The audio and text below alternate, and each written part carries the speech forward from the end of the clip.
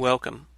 I'm Sebastian Mahfood, and you're listening to WCAT Radio, the on-air wing of En Route Books and Media, bringing you the dulcet sounds of Catholic wisdom. Jim Hanink here, opening the door and welcoming all of you to come on in and listen to our discussion. Special guests today are going to be Frank Morris and Joe Schriner. Now, these two gentlemen are both active, I won't go so far as to say hyperactive, but active members of the American Solidarity Party. And they both have a track record for being frank and candid commentators on the established disorder. I'm going to have lots of questions for them, and they're going to have questions for each other, but we always, because we always need to, start with a prayer. Come, Holy Spirit, fill the hearts of your faithful and kindle in them the fire of your love. Send forth your Spirit, and they shall be created, and you will renew the face of the earth. Lord, by the light of the Holy Spirit, you've taught the hearts of your faithful. In the same Spirit, help us to relish what is right and always rejoice in your consolation. We ask this through Christ our Lord. Amen. Now, Frank, you haven't been with us before, but you suggested the overarching theme of the discussion today. Could you tell us a little bit about yourself, and then I'm going to ask you in a very formal way to tell us why you think the common good is central to Catholic social teaching. But give us a little bit of self-intro, if you could, Frank. Well, one of my earliest memories, I used to like to fish. And I would catch these big, beautiful goldfish.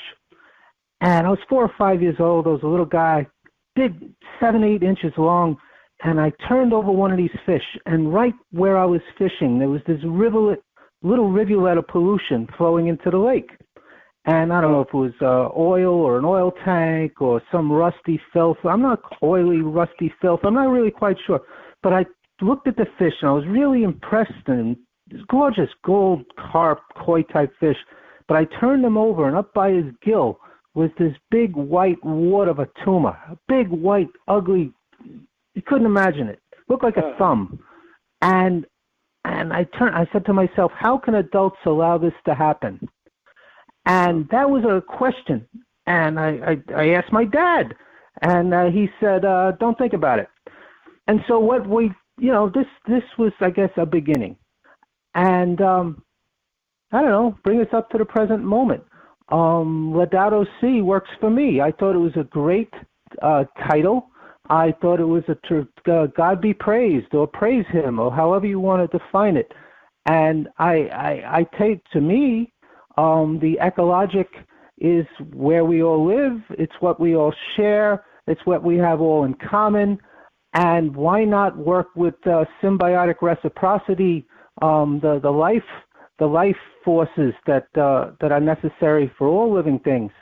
Why not work with them as opposed to against them?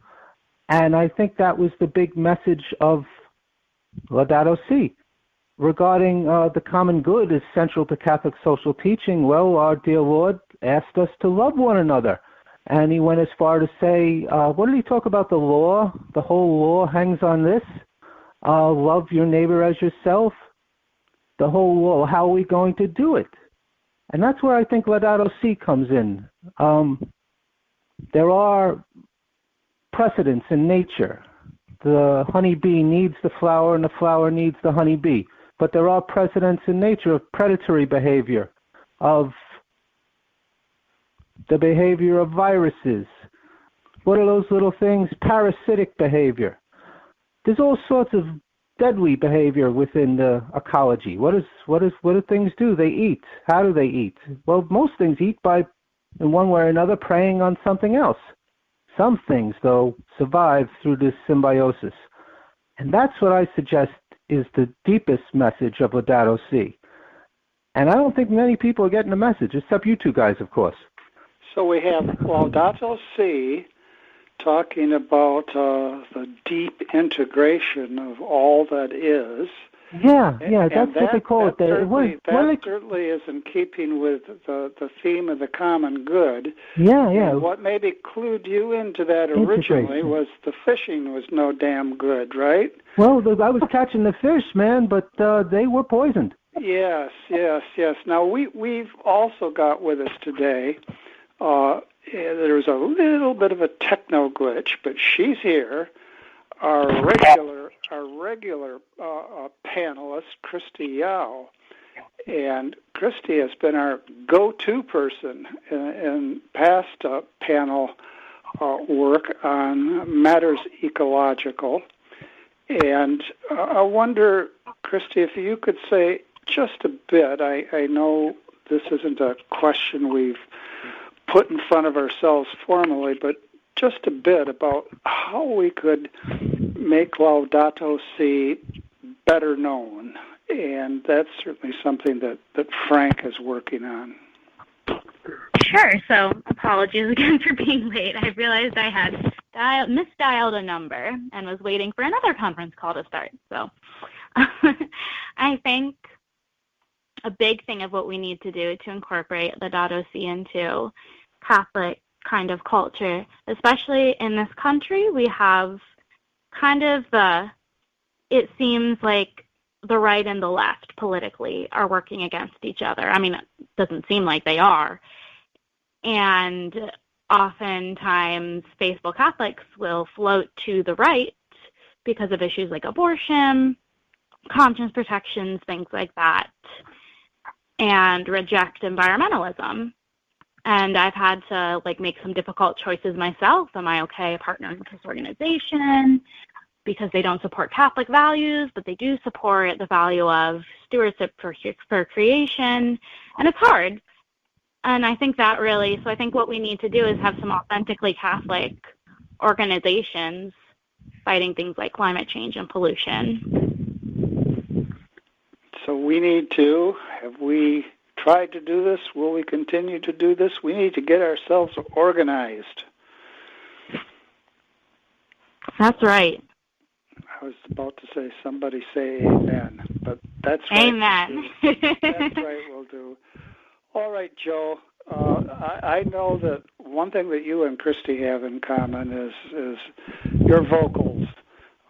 Both Joe and Christy have recently put together some fine music for the American Solidarity Party, and I'm just waiting for the day when it becomes a duet. But at any rate, Joe, push us along now here. We've got Laudato Si, connecting with a common good, connecting with experiences that we've all had individually. I'm thinking of Frank and the fishing. For years, my family went down to a place called Dockweiler Beach here in Los Angeles, and then we stopped going because we noticed that every time we went, there was more petroleum product.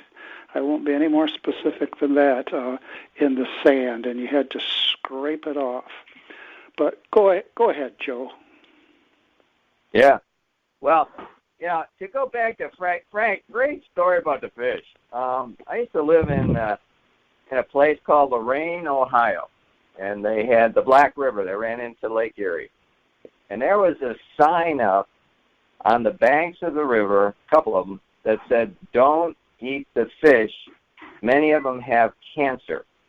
Yeah.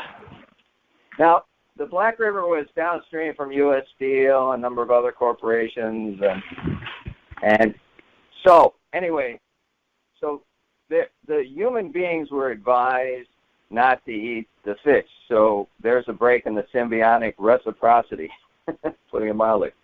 Because if we ate the fish, there's a possibility we could get cancer. Now, I went to Oberlin College and interviewed David Orr, who's the head of the environmental science department there, and he said, "Joe, right now, the artificial pesticides, herbicides, and fertilizers that are being put in the fields and the crops they're getting in the crops. And so when people eat them, they create chemical cocktails in our systems that explode into cancer and other diseases. 1 in 3 people now get cancer in a lifetime.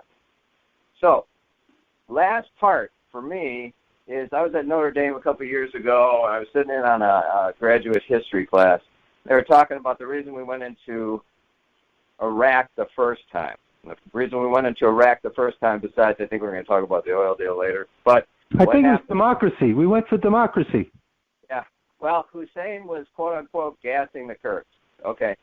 So what I said in the class was, I said, it's interesting, with global warming right now and our gluttonous first world lifestyles, aren't we, in essence, gassing the world? And if you extend that out, in the more arid countries that are experiencing drought and famine right now, we become culpable in those deaths. Now, moral theologians would say unintended consequences, but we know. We just know. It's just kind of like with the fish and the crops and all that. And so why, as president, or just running for president, which I do on a regular basis, I talk about we're culpable right now for the deaths of many people. So when we're standing in judgment with God, and he says, well, how'd you do on that fifth commandment thing? I'm like, well, I didn't shoot anybody. And he goes, well, you were pretty aware of all the stuff you were doing lifestyle-wise that was contributing to the deaths of all these other people worldwide. So that's how I would move people off the dime, is by being real direct. It wouldn't play real well in Peoria perhaps right now, but hopefully there's a climate that is right for a politician to come forward and tell the truth. Joe, what if they, when they hear what you have to say back, we're not moving off this dime, you're preaching hell and brimstone, and that's something we really can't deal with. No more hell, no more brimstone. Did you hear me open the door? And you say no, I just really did. I just opened the door. Did you hear it? You're leaving, Frank. No, really. Did you hear the door? Oh, I don't know. I'm not okay, sure. Okay, if you went, maybe my move heard it. Squeaking? No, I opened the garage door to sit down and have a cigar as we get into this.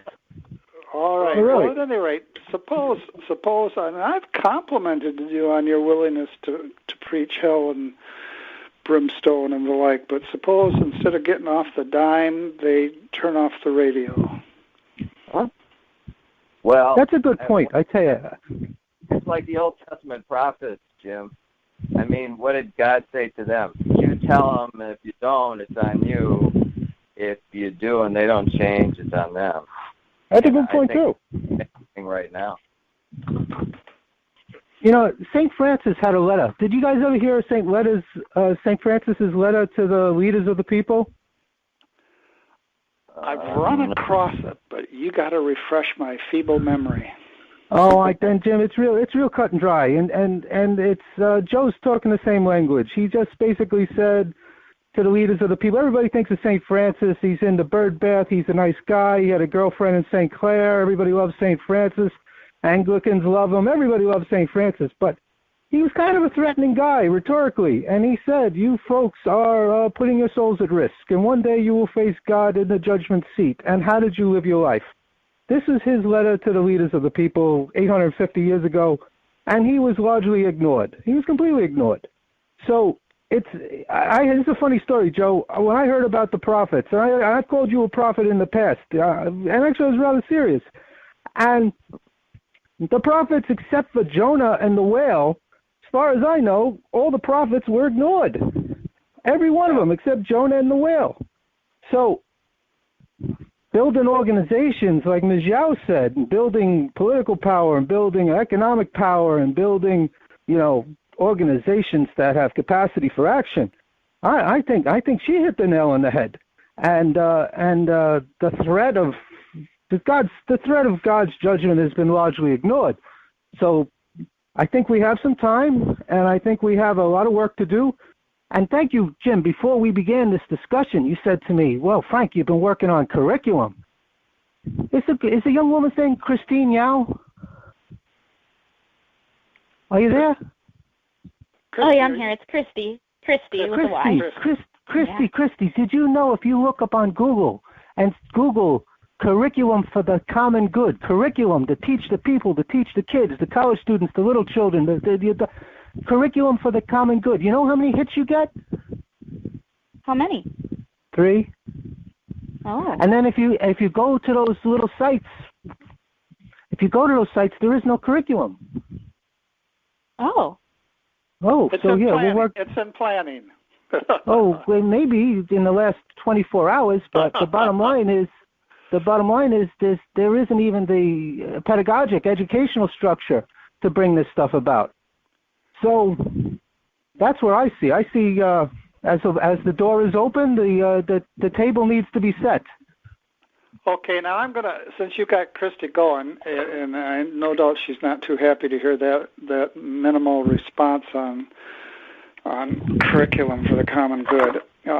Christy, could you tell us here and now, since all that Scripture required for Sodom and Gomorrah to be saved were 10 decent people, could you tell us here and now something practical that you are doing or that you've been thinking about doing to address our ecological disasters? Something that we can say to the people who are covering their ears, who can say, just a second. We pull one hand away from at least one ear and we say, this is something you could do right now. Yeah, well, I would say first, I think a lot of people feel personally attacked. They feel like their lifestyle and like their kind of way of just surviving is attacked. And I think the first thing we need to do is say, calm down. It's okay. Climate change is a big issue. We'll work on it together.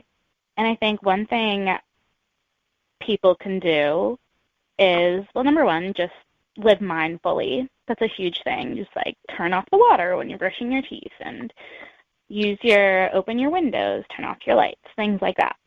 Just like practical, common sense things.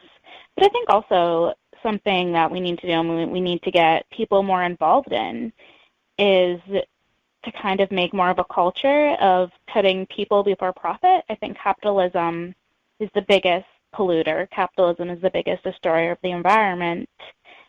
And we need to make sure we're having a human-centered policy making, not giving these tax breaks to big corporations and not letting them pollute and letting them skirt around the laws. When, if your neighbor wasn't recycling, maybe you'd be like, hey, don't do that. But, like, big corporation is polluting rivers and everything, and the government does nothing. So well, now, we need to have more of a conversation. What if somebody, let's call him Boris Butinsky, let's suppose Boris Butinsky butts in and he says, not just a second here, in terms of capitalism being the world's worst polluter, it's no doubt a really, really, really bad polluter, but the worst polluter. And suppose Boris Butinsky from Eastern Europe says that actually pollution is worse in the major cities of Eastern Europe, major cities of Russia, and worst of all in this place called Beijing. And just as equal opportunity is to be found in original sin, so also any kind of industrialized setup, to use the broadest possible term, any kind of industrialized economy pollutes. At least we're not wearing on an everyday basis face masks the way they are in Beijing. And you say to Boris Butinsky, what? Well, I would say to Boris that by kind of capita... You don't have to call him Butinsky. You could go with a short. Mr. Butt. You say Mr. Butt. Mr. Butt. I would say the United States is one of the worst by capita polluters. China, does get a lot of bad press, but they also have a lot of people. So it's kind of, in a way, I wouldn't say comparing apples to oranges, but comparing maybe apples to peaches, something a little closer. I would also say that, it's a global problem. We don't just need to fix ourselves. We need to help other places in the world to live more sustainably and to not give in to these kind of big corporations. And it's not capitalism really I more mean capitalism with a little c than a big C, if that makes sense. Capitalism as in putting capital first, not putting people first, not having human-centered economics. So, can I jump in? You sure can. How about you, Joe? Do you want to jump in? Yeah, I just for a second, Frank, and then you can do whatever. Like when I talk, to use Jim's phraseology, hell and brimstone, it's kind of like an alcoholic. Sometimes when they hit bottom, it's tough love where you have to be direct with people about stuff. But I have spent almost 30 years now traveling the country researching a tremendous amount of models in order to evoke a tremendous change in the environment. I went to Manchester, Michigan, and met with a woman who had an engineering class. They designed a zero-energy home. In Mandan, North Dakota, we researched these small wind turbines for the top of homes, residential homes, that are just wonderful, that defray a tremendous amount of cost as far as that goes. I went to High Springs, Florida, and met with a guy who Time Magazine called one of the top environmentalists in the country around his walkable community models. And so on one level, we have these tremendously workable models that we can hold out to the general public in the context of subsidiarity. That is, these things work in every county in the country, every city in the country, but they need to be held out more to people so that they understand. And as an addendum, we try and live what we're talking about. It's not just empty rhetoric. Last night, I went to a talk in Bluffton, Ohio about a week and a half ago, and the woman said that using a gas-powered lawnmower is the equivalent of 11 cars driving for an hour apiece because there's no pollution control on the lawnmower. So last night, I was out with my little push mower without the engine, working up quite a sweat in order to cut the lawn so that Christy's kids can have an environment to live in. So again, you're doing a lot of good work. Well, it's not a myopic, one-dimensional kind of hell and brimstone. No, it's not. No, it's not. You're doing a lot of good work. I also cut my grass with an old-fashioned push mower, but who goddamn cares, Joe? Who cares? You know, but Christy, I tell you, distributism. Now, that's the word in capitalism that Christy didn't mention. Did they ever tell you about distributism, Kathy, as defined by Christy, by Catholic social teaching? Oh, yes. That was kind of what was on the tip of my tongue. Wow. So widespread ownership of private property and widespread ownership of the means of production. Now, when somebody owns something, they want to take care of it. And what I have an issue, of course, with corporate capitalism is our little friends forget that, you know, there are some things more important than vast piles of wealth. They forget that. Joe and I and Jim, and I'm sure yourself, we're trying to remind them. There are things more important than vast piles of wealth and their wonderful lifestyles and their power. There's some things more important than that. And again, I think that's the message. And we're going to try to keep making that message happen. And here, just a quick story. Joe, you talked about the grass cutting with the push mower. I'm going to tell you a quick story.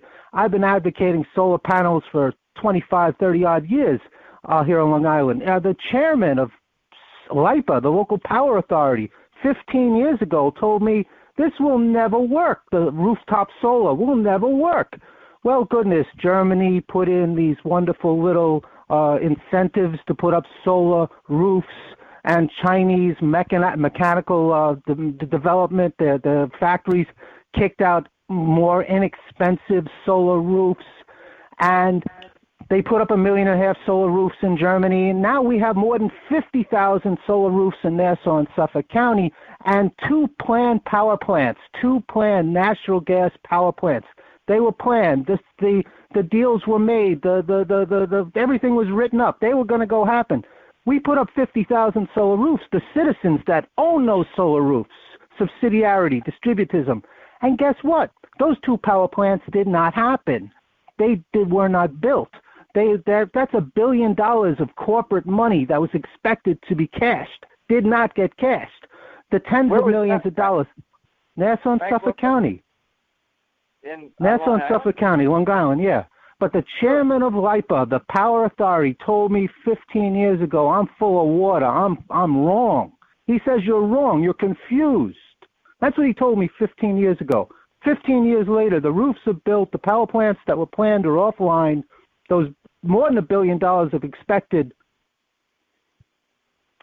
money to more than $1 billion to pay for those power plants didn't happen. That's a success story.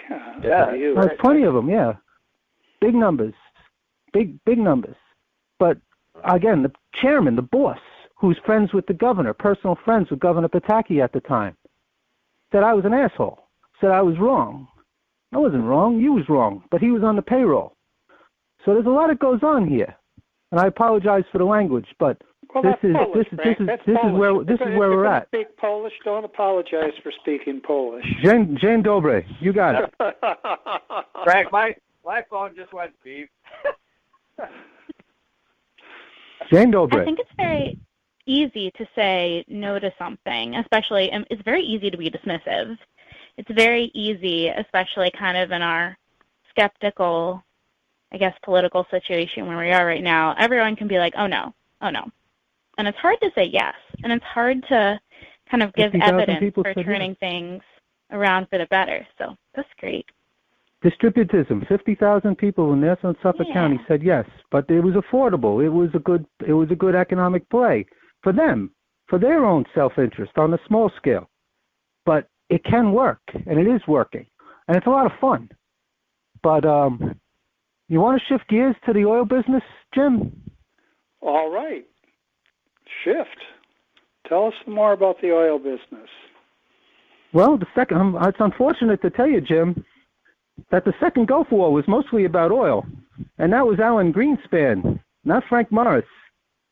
And the first Gulf War, I would suggest, was mostly about oil. What I thought was so interesting, that with the fall of the Soviet Union in '89 and the New World Order being presented by George Bush the First, what was the first thing the international community did, pretty much, as a global unit, as a community? But push back Saddam Hussein from the historically the sovereign territory of historical Baghdad. He pushed him back from Kuwait. He pushed him back from Saudi. Our friend Saddam, the guy who fought the Ayatollah, man, the first thing they did in their new world order and their new global community with the fall of the Soviet. Isn't that great? Wasn't that outstanding? Wasn't the world impressed? Wow. Well, H.W. had a huge coalition, didn't he? 100 nations of the world at least. He had the world community behind him to push back that mad dog Saddam, who was our friend when he was fighting the Ayatollah. Wow. Pretty neat, huh? So we've got pollution, and some of the very sources of pollution lead actually to military adventurism. Well, I think it's a necessity, Jim. Actually, it's a necessity. Just war criteria. No. Oh, yeah. But the necessity, think of the necessity. Saddam, if he did take Kuwait, Saddam, if he did take Saudi, wow. Your cars, your trucks, your ships, your planes, all run on that black juice. He had the world at his knees. But couldn't let that happen.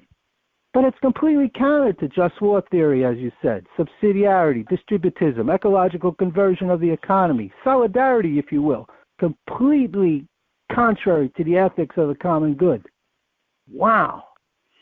But of course, there is no curriculum for it. We got a couple things going here, Frank. Number one, we've got to organize.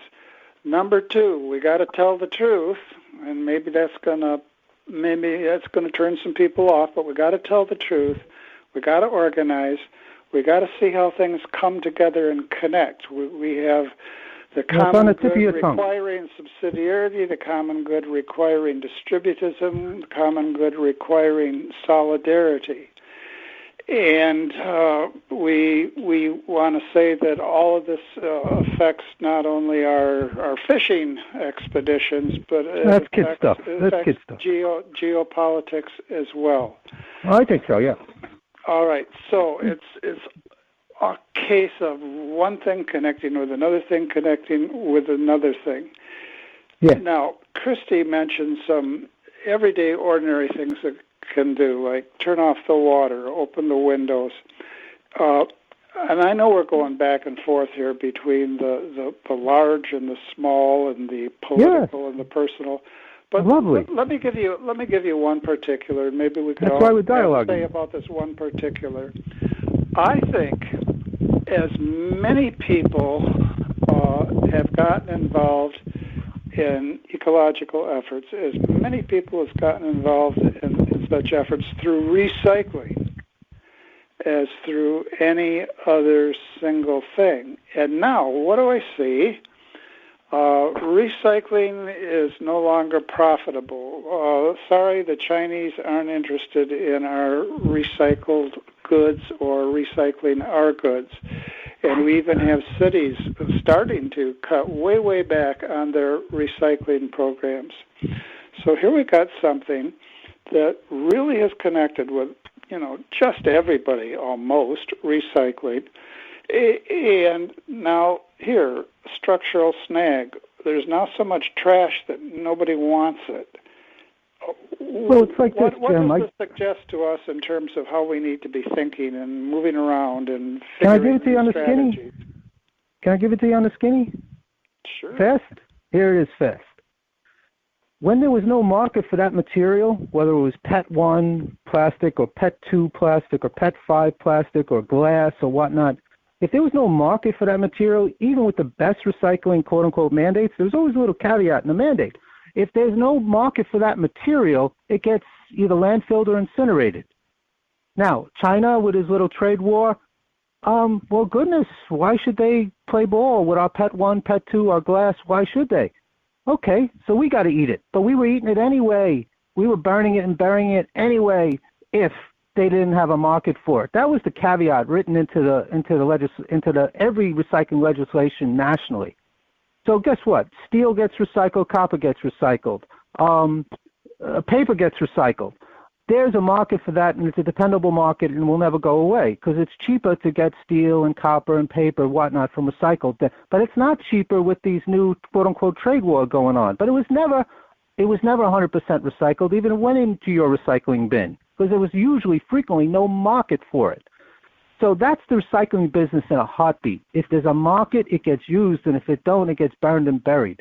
What do people know about it? Well, almost nothing.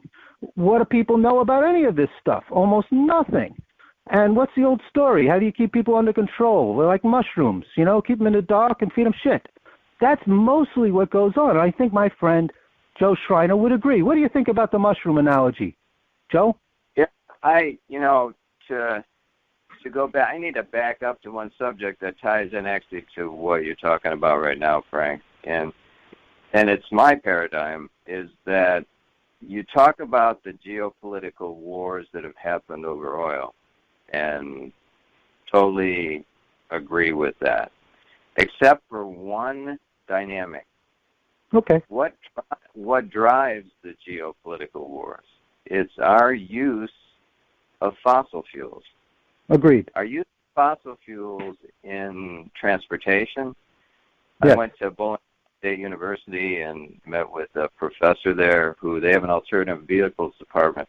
He said, Joe, it takes as much fossil fuel to create a car as it will burn in its lifetime. Point being, probably true.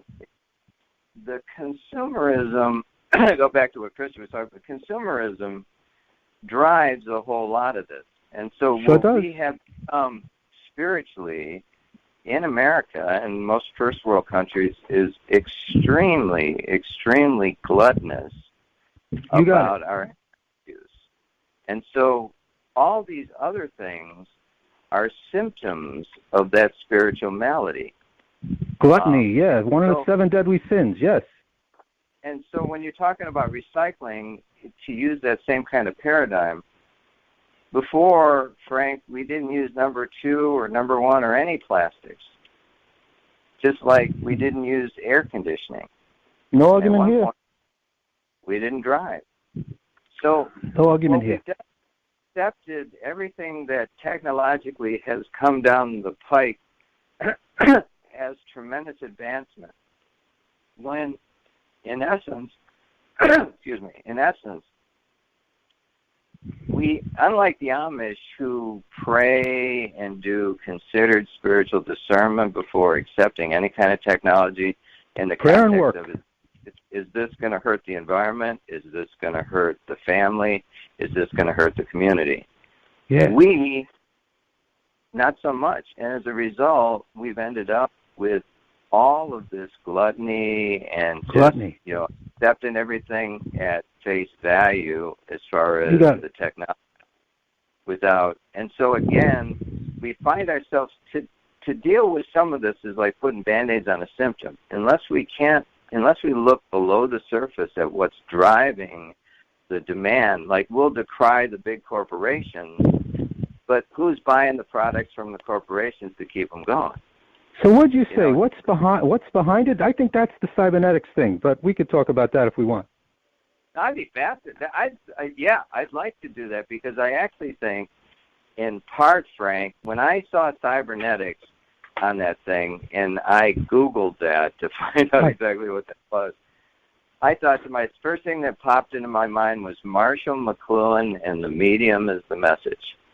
Close, there had to be some kind of a conveyance to get people to desire in a very gluttonous fashion all this stuff I'm talking about. And what was that? There was Norbert Wiener. Computers, so all the imagery that comes at us constantly as a barrage is conditioning our psyches to want more and more. Conditioning, you got it. That was cybernetics. That was Norbert Wiener. So all yours. Go ahead, all yours. Just for fun. This is what I do for fun. So Norbert Wiener, after sort of during the Second World War, but definitely after the Second World War, it was America, the West, the capitalist system, and the Soviet, the communal system, the communists, the common, and Norbert Wiener and his little crew of people. They were the best. They were the highest level scientists, the highest level physicists. They all had a big sit down at MIT and DARPA, our military friends. And they said, how can we condition society? How can we condition our society? Isn't that what cybernetics is? Control of the man and the machine, or control of humanity and the machine. That's it. Control and influence of man and the machine. How will we condition this capitalist society? And you know what they did, Joe? They cut up the chicken. We're going to have an intellectual elite of the capitalists. We're going to have an intellectual elite of the agnostic plutocrats. We're going to have an agnostic elite. We're going to have soldiers, and those soldiers, they're going to follow orders. But we're going to have consumers to drive the machine. We're going to have consumers to drive the machine, to feed that military machine, to feed that entrepreneurial elite, that agnostic entrepreneurial elite, which will kick out the small percentage to the charities and whatnot. And we'll keep the charities happy that way. And we're going to build a society to beat the Soviet. Because eventually the Soviet, goodness, how can they keep it going? How are they going to keep the money going? How are they going to be able to afford to put a person on the moon? How are they going to afford to make these intergalactic missiles? They can afford it for a while. But you know what? We can't fight them directly, but we got to fight them behind the scenes with this deep conditioning. And you know what? They did it. It worked.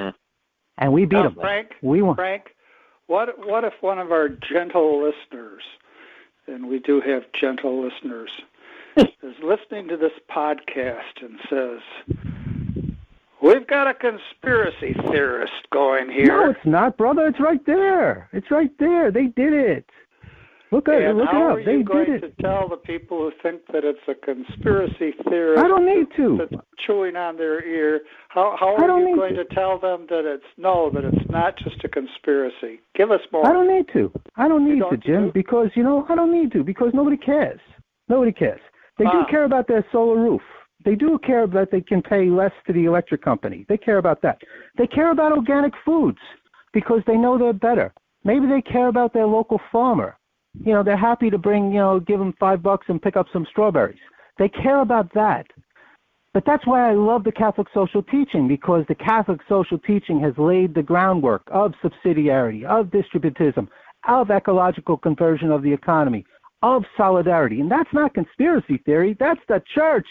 There it is. It's sitting there. So I don't have to. That's why you could say, Frank, yes, I'm blunt. Yes, I lapse into Polish from time to time. Yes, I know about some meetings that the average person doesn't know about. But never mind calling me a conspiracy theorist. There's the terrific attraction of solidarity, subsidiarity, economic democracy. There's this recognition that the common good is that for which we must order that towards which we must order all our social structures. Amen. I like that, Jim. So all the good things are going to wash over the really revolting episodes that you at least are aware of. Now, all right, I'm always one to try to go off into philosophy on the one hand and to point to particularities on the other hand. Particularity. This is a moment for particularity, not philosophy.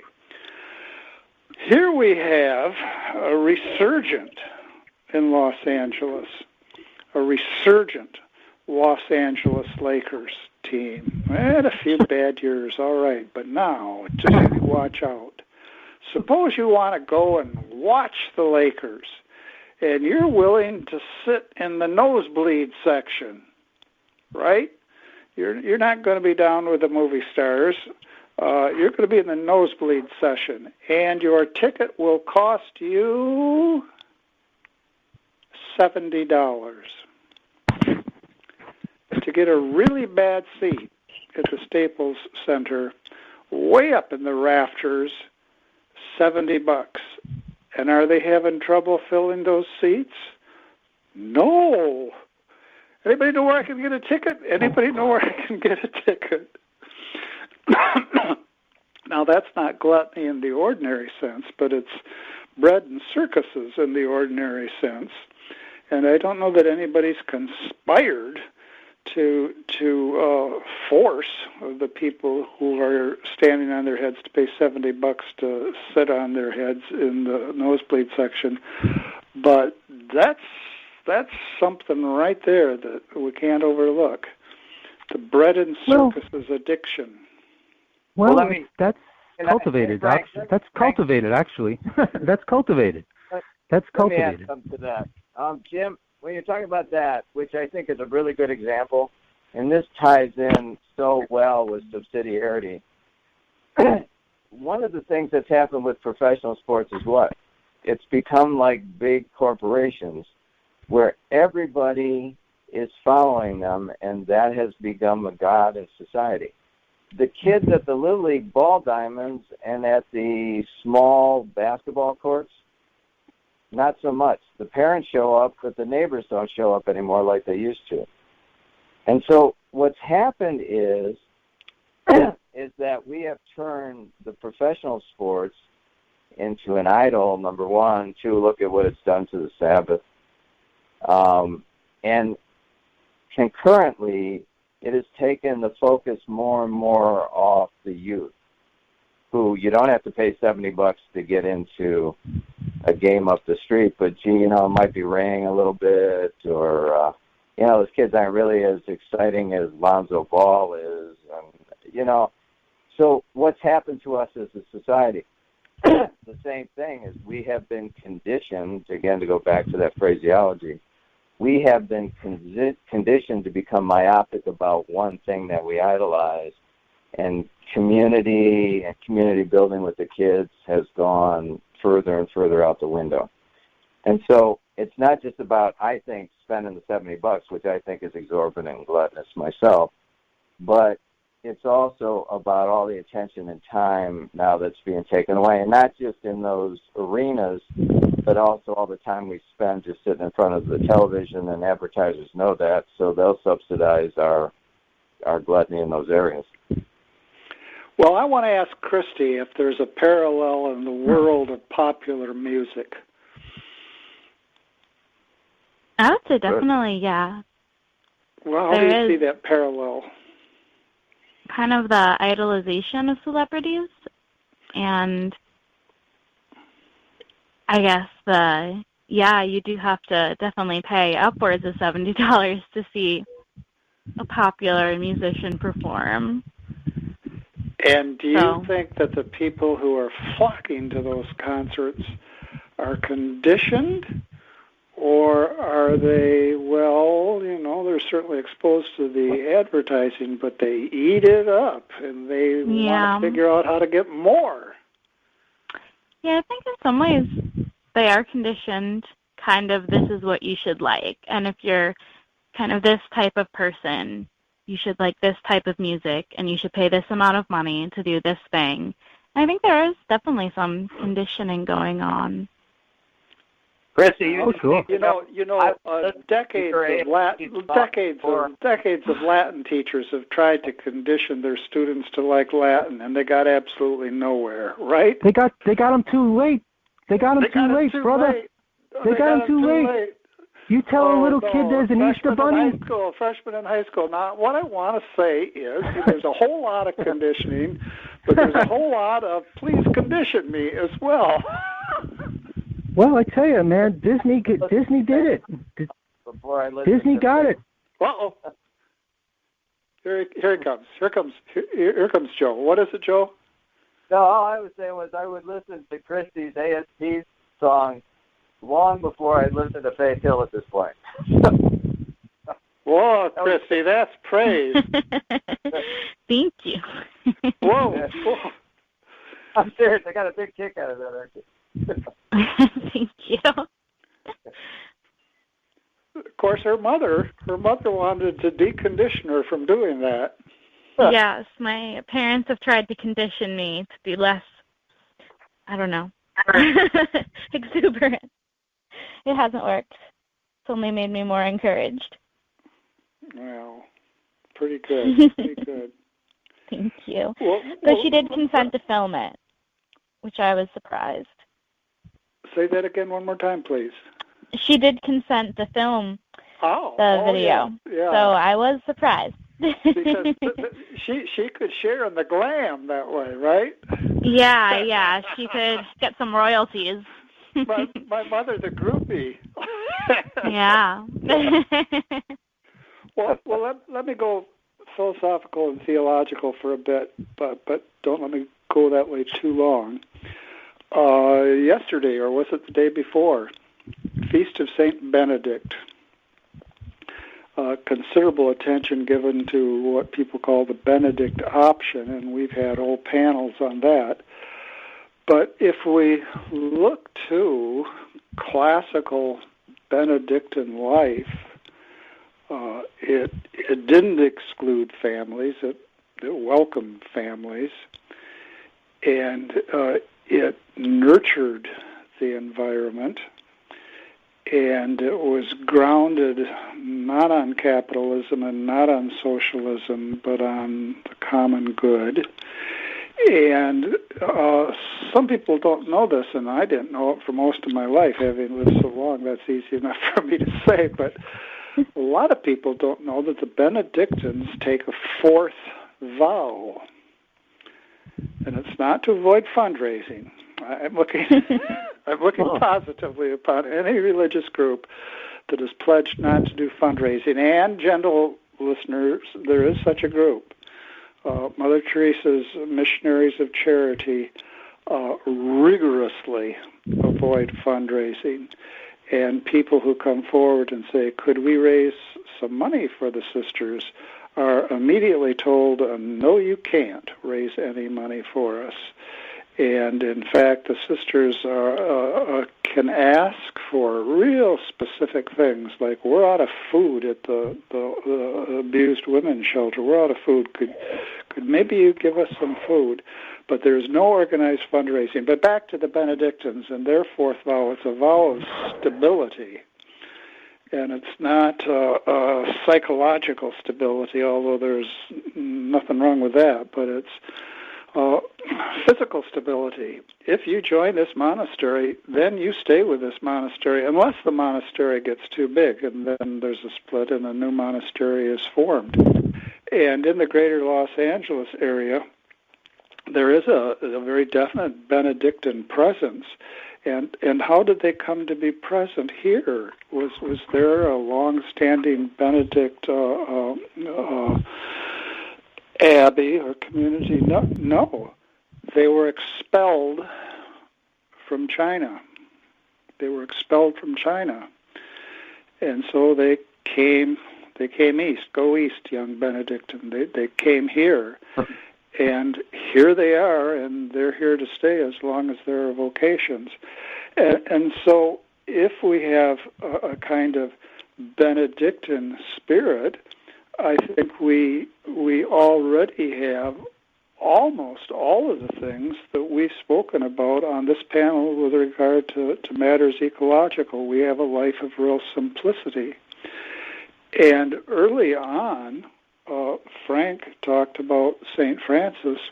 One of the things that you find in the Franciscan spirituality, and I think it's absolutely marvelous, and it's something that goes right through Laudato Si, is a sense of creation. And we know, even those of us who only occasionally read a psalm, that all creation speaks of the glory of God. In our spiritual lives, which is to say in the core of our lives, if we can be attuned to God as creator, then I think we have the underlying reverence that Joe says that we need to change things. I don't know, but those are, I think, profound resources in Catholic life that we need to address. I would agree with that. Our family read a book about the Benedictine rules and tried to incorporate a number of them into our life over a period of time, including probably the benchmark of all of them is simplicity. And I think that there are groups now that are started up called voluntary simplicity groups.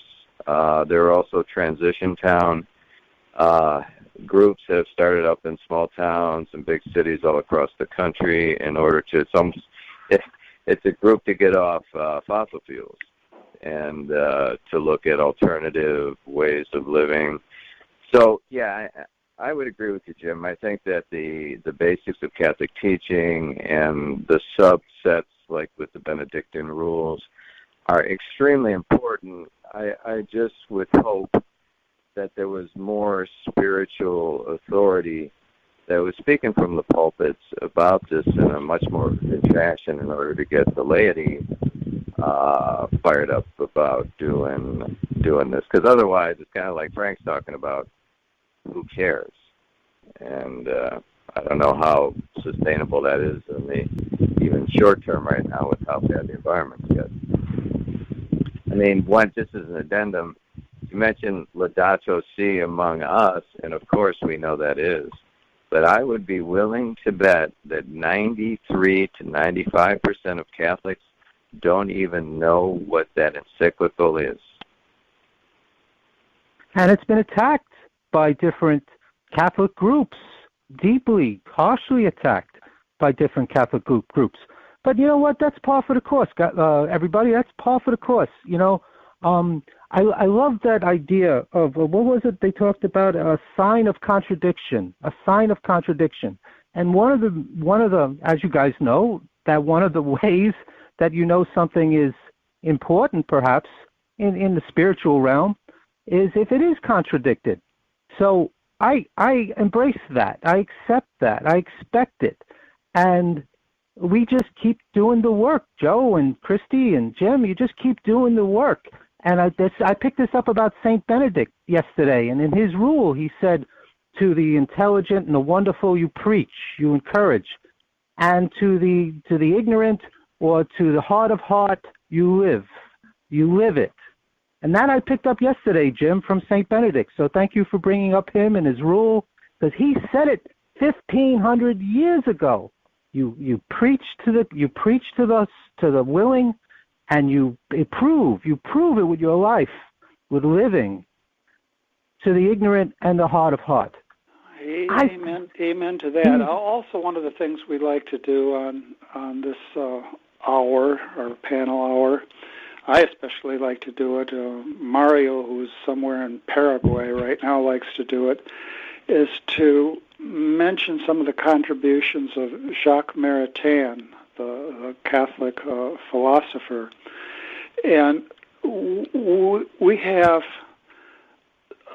terms that are oftentimes used to catch, supposedly, the direction of history. And then we have various groups that are consigned to the dustbin of history, and philosophy creeps into what we have to say, even though we might not like to talk about philosophy or think that it's mostly all gas. But we have conservatives supposedly who are going back to the past, or clutching desperately to something in the past. And then we have progressives who are marching forward into, well, something or other. They've got to be progressing somewhere.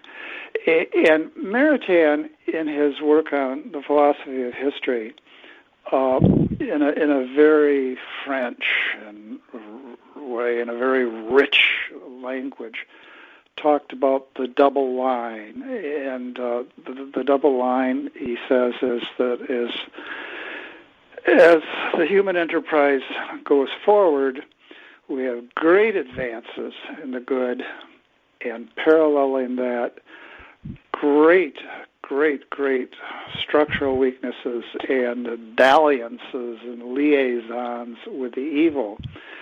And I think maybe one way to translate something that's close to what Maritain was getting at is that the stakes keep going up. As we move through the human project, the stakes keep going up. So we have this wonderful encyclical. I'd criticize it for being too long, but that's a hazard of all encyclicals. We have this wonderful encyclical, and then we have studied indifference, and then we have not studied indifference, but total indifference. We have all sorts of things in which technology makes our lives more livable, and all sorts of things that have a technological dimension that undercut our human communities. And in a way, that the stakes keep going up, and this is the struggle that we have with the demonic. And one of the great things that Charlie Camossi said, and we thank Christy for getting him on one of our panels, is that we want to praise God, and we want to find God's glory and sing God's glory, but at the same time, it's Jesus the Christ who spoke about the reality of Satan, and talk about not being surprised. We shouldn't be surprised if the stakes continue to go up. Well, I'm an Irish gambler. I don't mind. What's your game of choice? Oh, gosh, this is the game. It's one of those Irish horse races, is it? No. This is the game. This is the game. You talked about watching the Lakers. Yeah. I prefer political economy. I think that's the game. That's where the action is. And whether it's money on the table or souls before God, it's the game. And as for curriculum, I think lots of people, I say, you got to get them young. You got to build this infrastructure, this intellectual infrastructure now. And Benedict did his role, and Francis did his role, and we all have our cards to play. Well, Well, I know Christy Yao does her role in getting the young while they're young. Isn't that right, Christy? I try my hardest. And, so I have to send you a Maria Facebook. Montessori of our day. Well, wonderful, Montessori. Well, she's out Maria when it comes to Montessori strategies. Wow, I have to send you a Facebook friend request. Are you on Facebook? Sure, I am. Yeah. She's a revolutionary nanny. Not anymore, actually. What? I know. Well, even cries in the background. I thought to myself, what's she done? Yeah, no cries in the background today because he's off to a new preschool, and I'm gonna be teaching at a new preschool. So it's very new and very scary. So keep me in your prayers. Well, I sure will. Now, the Lord keeps all of us in the palm of His hand, and it's time for us to draw to a close. And as we usually do, I want to read the gospel from today's liturgy. It's from Matthew. Jesus said to His apostles, "Behold, I am sending you like sheep in the midst of wolves. So be shrewd as serpents and simple as doves. But beware of men, for they will hand you over to courts and scourge you in their synagogues, and you will be led before governors and kings for my sake, as a witness before them and the pagans. When they hand you over, do not worry about how you are to speak or what you are to say. You will be given at that moment what you are to say, for it will not be you who speak, but the Spirit of your Father speaking through you. Brother will hand over brother to death, and the father his child. Children will rise up against parents and have them put to death. You will be hated by all because of my name, but whoever endures to the end will be saved. When they persecute you in one town, flee to another. Amen, I say to you, you will not finish the towns of Israel before the Son of Man comes." Gospel of the Lord. We hope you enjoyed the program and will join us back for another show on WCAT Radio. This is Sebastian Mahfood. Good day.